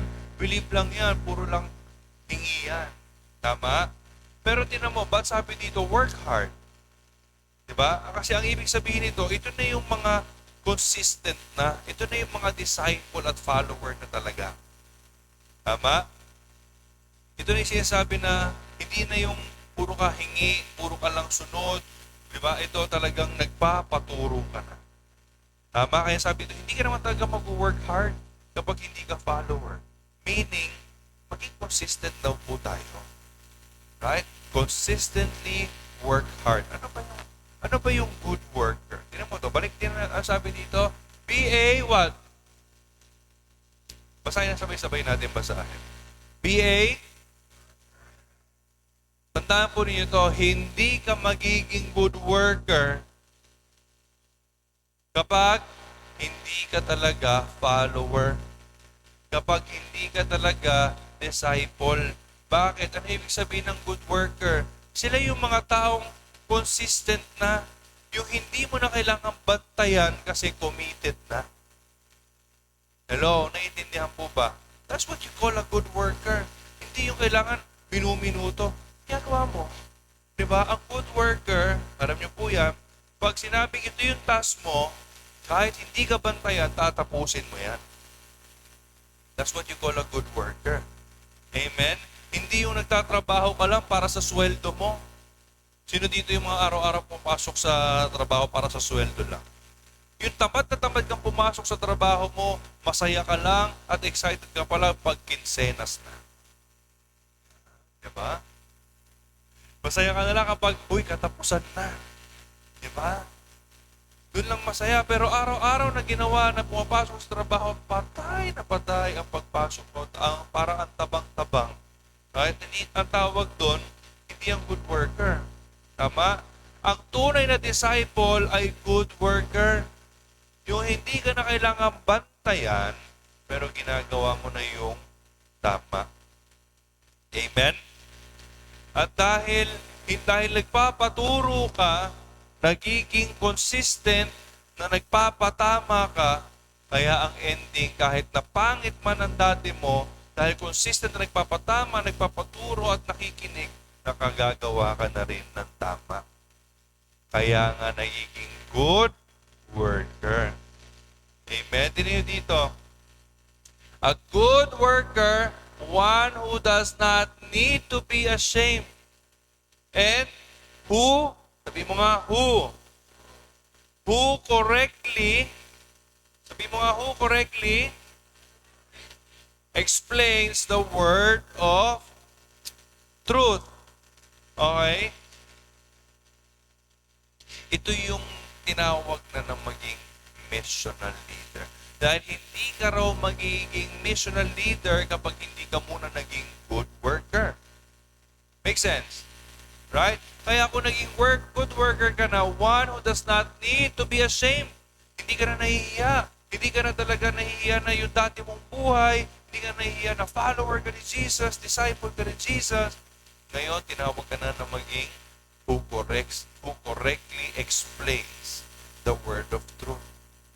Ito na yung tinawag ka na maging missional na leader. Hindi ka na lang tinuturuan, ngayon ikaw na rin ang nagtuturo daw ng katotohanan. Amen. Hindi ka na lang tumatanggap, ikaw na rin ay nagbabahagi ng katotohanan. Kaya ang sabi ni Paul, pwede ba tawagin ko ng worship team natin? Ang sabi ni Paul, sa 2 Timothy chapter 4 verse 7 ng NLT version, I have fought a good fight. I have finished the race and I have remained faithful. Right? Ano meaning ng good fight? Ano may sabihin ng good fight? Siyempre, ito yung laban at misyon ng Panginoon. That is what you call a good fight. No? Yung iba ang inaakala, sinasabi ang pagsabi ng good fight ay ito yung ginalingan. Well, maaring posible that it was a good fight. Pero the good fight na dapat na nilalaban natin is the good cause of God for the people. Yun po yung pinaglalaban natin. Amen? Amen? Yun daw po yung good fight. Nilalaban natin ang tamang laban. Nilalaban natin yung tamang laban. Amen? Hindi yung ang dami natin kasi minsan sa ating buhay po, pinaglalaban natin yung maling laban. Tama? Ang dami kasi natin gustong i-battle sa buhay. But the true battle that we need to fight is the battle of God. Paglaban natin yung mga tao, ipaglaban natin yung laban ng Panginoon, hindi yung laban mo lang sa buhay. Amen? That is why Paul tells us, I have fought the good fight. Yun ang good fight, yung fight ni Jesus. Na maraming maligtas, maraming makakilala sa Kanya, at maraming makarating ng langit. At trabaho natin, hindi yung negosyo mo, hindi yung trabaho mo. Ang trabaho natin, unang-una, maniwala. Pangalawa, sumunod. Pangatlo, maging disciple. At pang-apat, missional leader. Ang trabaho talaga natin, punuin natin ang langit ng kaluluwa. That is what you call the good fight. Amen? Tapos ano pa yon? I have finished the race. Ano sabi kanina? Many run, but only the consistent gets to the finish line. Maganda na simulan mo yung laban, pero dapat maging consistent ka rin sa pinaglalaban natin. Tapusin mo. Amen? Sabi mo sa tabi mo, tapusin mo. Amen? Tapusin. Dapat tapusin mo. Right? Tapusin po natin kung ano yung sinimulan natin. Right? Huwag po tayo maging kagaya ng iba. Nananatili na lang na maging believer na puro simula lang. Walang gitna at walang patapos. God's calling for us is to fight the good fight. But not only to fight the good fight, but to finish the race. Tapusin natin po kung ano po yung sinimulan ng ating Panginoon. And one day, you will hear God tell you, anak, well done, my good, faithful servant who fought the good fight of faith. Amen? Huwag po tayo maging kagaya ng iba na puro simula, tapos sa dulo, wala na. Hindi ka lang dapat basta magsimula ng tama, dapat magtapos ka rin ng tama. Amen po ba? At hindi mo matatapos ang tama kung hindi ka magre-remain doon sa tama. Hello? Amen? Stay committed and stay consistent to the life of faith at ipaglaban natin yung pinaglaban ng Panginoon. Because why? Because balikan po natin yung kahinang verse. Ang sabi po doon, only yung mga consistent ang nananalo. And let me tell you, God wants you to win in life. Gusto ka ng Panginoon na manalo sa iyong buhay. Do you believe that God wants you to win? And if God wants you to win, ano kailangan mong gawin? Maging consistent ka. Maging committed ka. Because if God is committed in changing your life,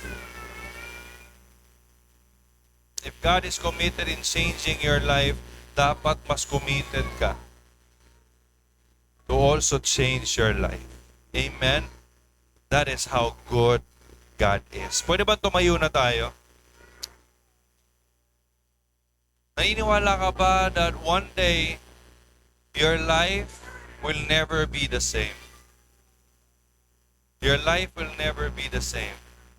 Amen?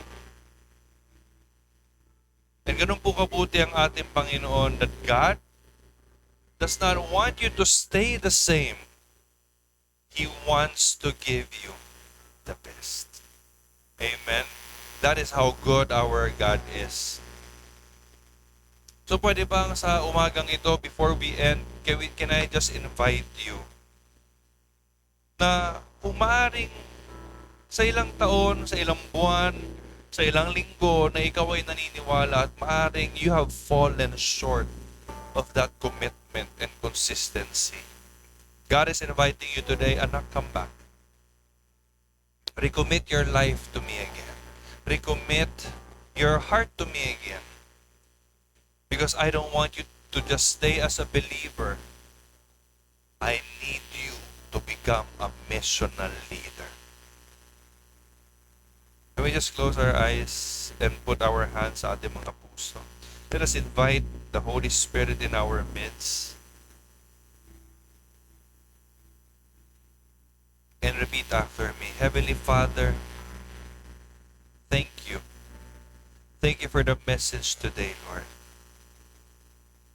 Now I understand and I believe that you have called me not only to become a believer, you want me to become a follower. Thank you, Lord, that you want to disciple me. Today, Lord, I commit myself to you. I commit my heart to you. I commit my life to you. And I want to become the missional leader that you have intended me to be. Lord, today, touch my heart. Change my heart.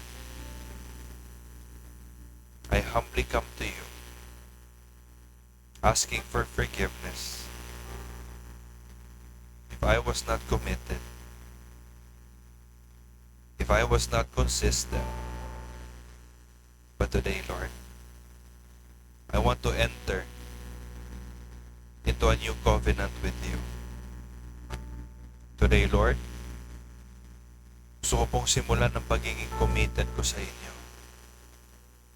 Gusto ko pong simulan ng pagiging consistent ko sa inyo. I want to fight the good fight. And I want to finish what I have started. I want to remain faithful because you are faithful. Because you are good. Today, Lord, I recommit my life to you. Here I am, Lord. Come on, say it with all your heart. Here I am, Lord. With all your heart, here I am, Lord. Use me. Mold me. Teach me. And with all of your heart, say, Lord, send me. This is my prayer. In Jesus' name. And everybody say, Amen and amen. Heavenly Father, Lord, maraming salamat, O God. Today, this morning, you have heard your children's cry. Na naiintindihan na po namin, Lord, that all you want is for us to succeed in life. Ganyan po kayo kabuti. That your love is running after us, Lord. Na kailanman hindi nyo kami tinigilan. Kailanman, Lord, hindi nagbago ang plano nyo para sa amin. Ganon kayo kabuti, O Diyos. Kaya, Lord, sa umagang ito, narinig nyo po ang mga tao na nag-recommit ng kanilang mga buhay, nag-recommit ng kanilang mga puso sa inyo, Panginoon. Lord, dalangin ko, Lord, na sa mga panahong kagaya nito, na nakikita namin na totoong nalalapit na po ang muling pagbabalik ninyo, ay patuloy, Lord, na baguhin nyo kami. At paggamit nyo kami, because right now, we believe, Lord, that we are sent for such a time as this. Lord, we pray that you use our lips, you use our lives, oh God, and you use, Lord, our strength, Panginoon, na makapaglingkod sa inyo to reach many people and to become missional leaders, Panginoon. Sorry, Lord, if we have always forsaken you. But today, Lord, I believe that your children have woken up. I believe, Lord, na yung mga anak ninyo ay nabuhay kanilang mga puso. At ngayon, Lord, today, Lord, I pray that you give them that fire in their heart to love you, to follow you, not to just believe you, but to follow you, to become a disciple, in that fire to serve you and become a missional leader. Father, I pray that you bless your children in all aspects of their lives, oh God. Those, Lord, who have right now hindi pa rin committed sa inyo, Panginoon, I pray, Lord, that you help them, reveal yourself to them, so that they may know how committed you are to them, and so that they will also commit their lives to you. Maraming salamat, Lord, sa mga ginagawa po ninyo sa aming mga buhay at sa mga gagawin pa po ninyo. At lalong-lalo na, Lord, sa mga nagawa na po ninyo. Salamat, Panginoon, because you are good. You are faithful. Wala kaming ibang sasabihin sa inyo, Panginoon, kundi ikaw ay tapat, ikaw ay mabuti, at ikaw ay aking mahal. Maraming salamat, Panginoon. Tanggapin niyo po sa umagang ito ang pinakamataas na papuri at pagsamba at pagdakila ng inyong mga anak na nagmamahal sa inyo. This is our prayer. In Jesus' name, amen and amen. Aking mahal, yung habag ay di titila ang buhay ko. Hawak mo kailan pa man, sa sandaling pagmula hanggang sa paghimbing, pupurihin ko ang kabutihan mo, O Diyos. Walang hanggan ang iyong katapatan, walang hanggan ang iyong kabutihan. Hanggat ako'y nabubuhay, pupurihin ko ang kabutihan mo, O Diyos. Aking mahal, ang iyong habag ay dititila ang buhay ko. Hawak mo kailan pa man, sa sandaling pagmula hanggang sa paghimbing, pupurihin ko ang kabutihan mo, O Diyos. Walang hanggan ang iyong katapatan, walang hanggan ang iyong kabutihan.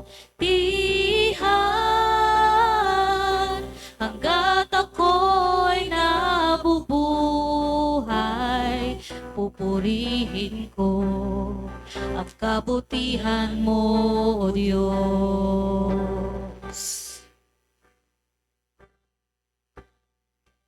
Aking mahal, ang tinig mo'y gabay sa buhay, sa kahinaan, ika'y aking kalakasan. Ang walang katulad, kaibigan kong tapat at nadarama ang kabutihan mo, O Diyos. Walang hanggan ang iyong katapatan, walang hanggan ang iyong kabutihan. Hanggat ako'y nabubuhay, pupurihin ko ang kabutihan mo, O Diyos. O Diyos, ako ay binihag ng kabutihan mo.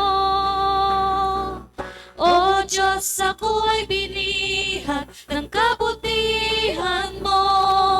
Sinusuko ko buong buhay ko, ako'y iyong-iyo. O Diyos, ako ay binihag ng kabutihan mo. O Diyos, ako ay binihag ng kabutihan mo. O Diyos, ako ay binihag ng kabutihan mo. Sinusuko ko buong buhay ko, ako'y iyong-iyo. O Diyos, ako ay binihag ng kabutihan mo. O Diyos, ako ay binihag ng kabutihan mo. O Diyos, ako ay binihag ng kabutihan mo. Sinusuko ko buong buhay ko, ako'y iyong-iyo. O Diyos, ako ay binihag ng kabutihan mo. Walang hanggan ang iyong katapatan, walang hanggan ang iyong kabutihan.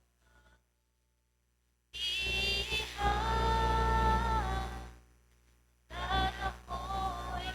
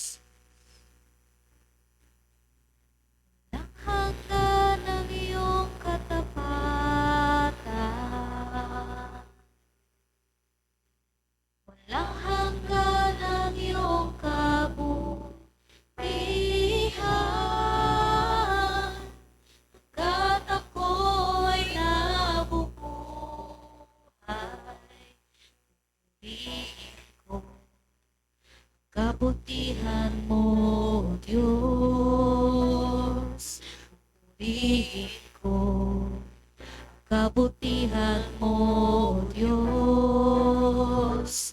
Purihin ko kabutihan mo, Diyos.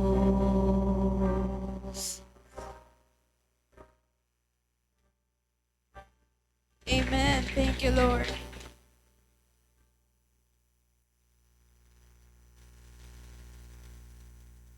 Amen. Totoo nga pong mabuti ang ating Panginoon. Amen po ba?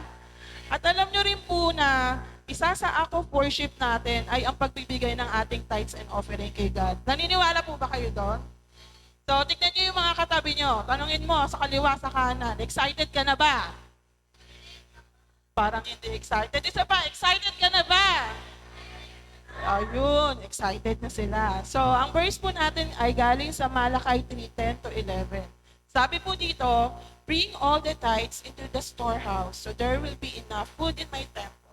If you do, says the Lord of heaven's army, I will open the windows of heaven for you.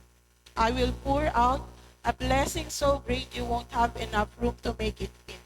Try it. Put me to the test. 11. Your crop will be abundant, for I will guard them from the insect and disease. Your grape will not fall from the vine before they are ripe, says the Lord of heaven armies. So, amen po ba? So, sinabi po dito na may hamon dito si Lord, put me on the test. Put me to the test. Hindi lang kasi tayo pwedeng magbigay ng gusto lang natin. Kahit gaano po yung kalaki, wala po yung kwenta sa paningin ng Panginoon kung hindi galing sa puso natin. So, kailangan po, pag nagbibigay tayo kay Lord, galing sa heart natin. At sabi na dito, di ba, put me to the test. At hindi natin ini-expect yung blessing na pwede niyang ibalik dun sa kakarampot na binigay natin. Kung tutuusin lang, hindi na nga na tayo dapat bigyan ka ulit ng blessing eh. Kasi yung binibigay natin sa Kanya is galing din sa Kanya. Pero pag nagbigay tayo kay Lord ng tithes and offering natin, faithfully galing sa puso, ibabalik niya to ng 10 folds pa. Higit sa binigay mo. Naniniwala po ba kayo doon? So, ayun po. So, sa lahat po ng willing magbigay kay Lord ng tapat at buong puso, pwede po tayo humingi ng ating blue envelope sa ating mga ushers. So, meron na po lahat. So, kung meron na po lahat, taas po natin yung envelope natin at let's pray. Hallelujah, Lord Jesus. Lord, we thank you for this day, Lord God, na may opportunity kami na magbigay ulit sa iyo, Lord God. Ito, Lord, ay kakarampot na balik lang, Panginoon, sa mga biyayang Panginoon ay galing po sa puso namin. Lord, marami kaming hinihingi sa iyo, but this time, Lord God, tanggapin mo po yung mga offering namin, Lord God, na galing sa puso. Lord, we praying for those people na hindi pa po kaya magbigay ngayon, Lord God. Bless them, Panginoon. Kayo po ang magbigay at mag-provide ng mga pangangailangan nila. At doon sa mga tao kung may hawak ng envelope na to, Lord God, alam po, Panginoon, na binigay nila ito ng buong puso, Panginoon, may pagmamahal sa iyo because you deserve this, Lord Jesus. And Lord, we thank you for their life, Lord God, and continue to bless them, Panginoon. At Lord, kung ano man po yung mga nakalagay sa sobrang ito, Panginoon, ay marami maabot na mga kaluluwa, Lord God. Lord, we praise you, we glorify you, we bring back all the praises and honor to you. In Jesus' mighty name we pray. Amen. So, yun po, sa mga wala pong cash ngayon, meron po tayong Metrobank account under Pastor Prince's name. So, naka-flash po sa ating screen. Ayan, so meron po yung update sa ating NatCon. So, ang rates na po natin ngayon ay sa October 8 to October 13, ang patron po ay nasa 3,400 na. Pero pag nasa on-site na po, on October 31 to November 1, magiging 3,600 na po siya. Sa Gen Ad, ang final po is 3,100. Kung magre-register po tayo ng October 8 to October 13. Or pag doon na po tayo magre-register, magiging 3,300 na po siya. Tsaka sa 10 is 2,900 and 3,100. So, it's huddle time po.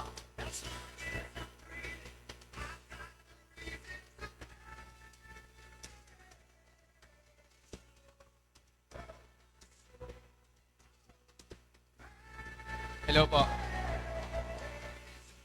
Ayun po. Magandang tanghali po sa ating lahat. So kung nakikita niyo po yung rate natin sa NatCon, nasa 3-4 na po tayo, 3-1 si Jen at sa 10. Pero may mga ginagamit po tao si Lord na top and nakausap po natin. So, ang pinaka goal natin internally as a church is 2,700 po. So, if may willing na mag-register sa NatCon, reach out lang po sa akin. Sobrang ganda po dito, promise. Mabibless po ang lahat. Reach out lang po sa akin. So, internally po, ang agreement po is 2,700. Yun po. Thank you po. Huddle time na po.